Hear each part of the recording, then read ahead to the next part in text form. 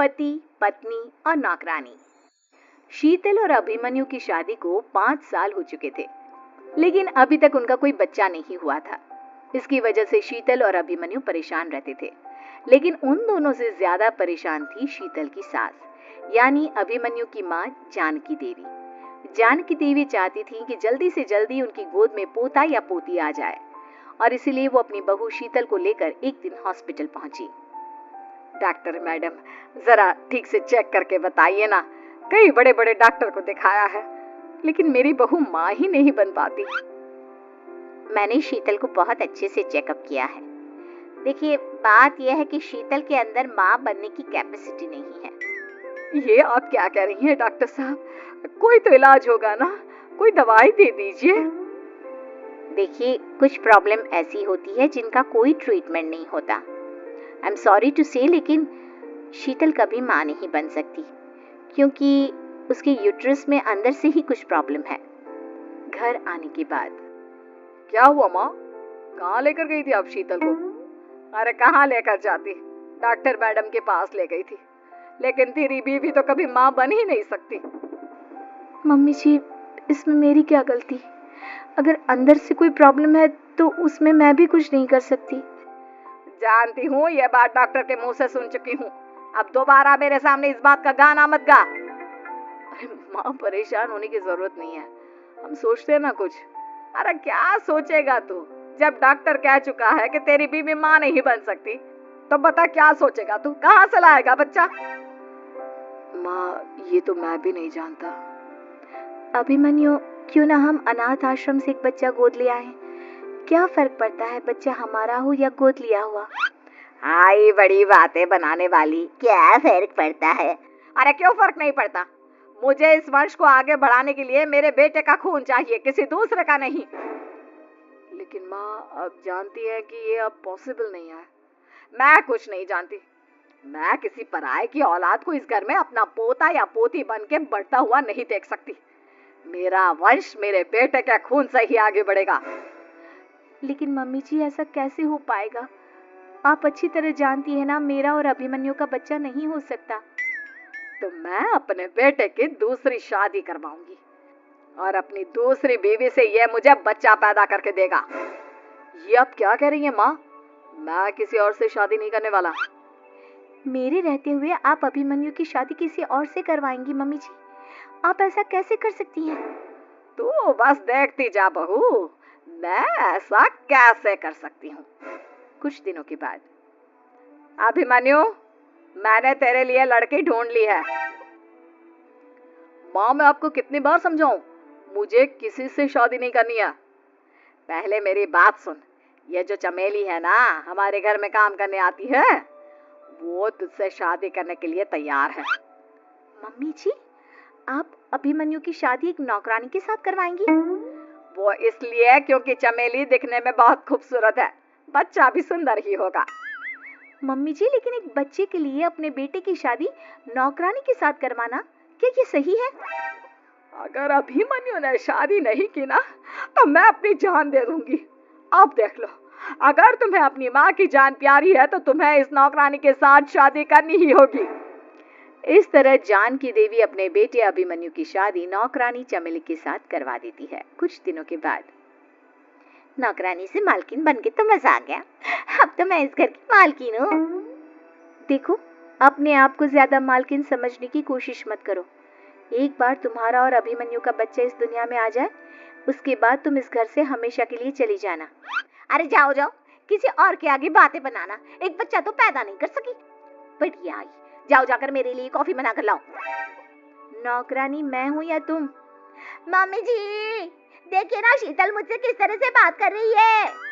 शीतल, तुम्हें पता है ना चमेली प्रेग्नेंट है, मेरे बेटे के बच्चे की माँ बनने वाली है।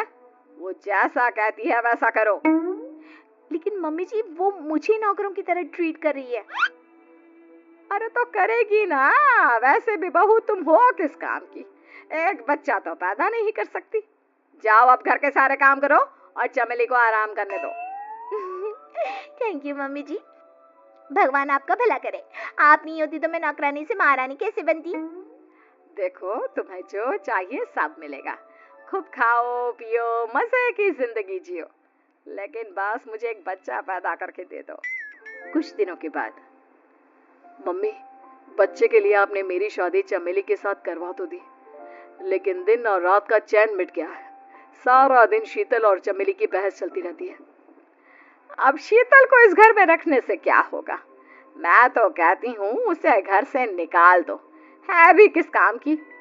मैं ऐसा नहीं कर सकता माँ, वो मेरी पत्नी है, उससे बहुत प्यार करता हूँ मैं। तुम्हारी पत्नी चमेली है, चमेली, उससे प्यार करो। अरे तुम्हारे बच्चे को जन्म देने वाली है वो। अभिमन्यु, मैं खुद ही इस घर से चली जाती हूँ। वैसे भी अपने ही घर में नौकरों की तरह रहकर परेशान हो चुकी हूँ।